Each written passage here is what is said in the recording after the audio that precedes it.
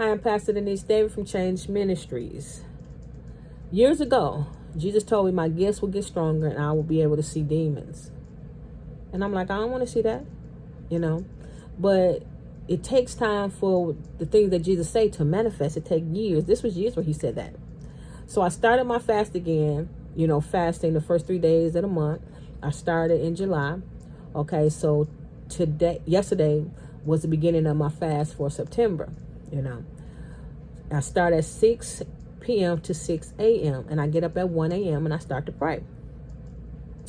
So I get up. Well, remember that altar, that smudging altar that somebody had out there, So apparently, you guys, 2 demons were in here, And I don't know if it was from that, but how did they get in here, And I pray all the time.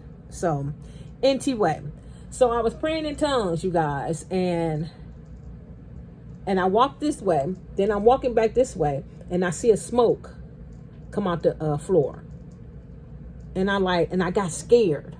And it left, and it went out the door.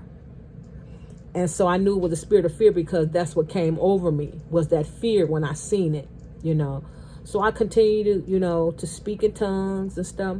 So I walked back that way, and I'm walking back this way again, you guys. Another demon came from the boxes.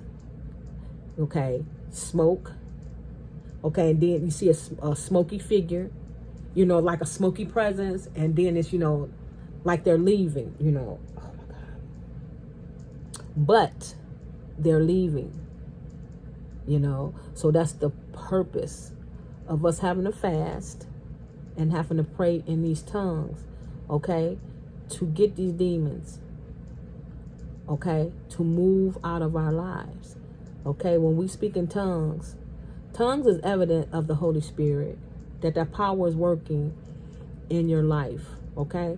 So you have to use those tongues, you guys, because that's power, and that's letting you know that when you're speaking in tongues, that Holy Spirit is present and it's working in your life, okay?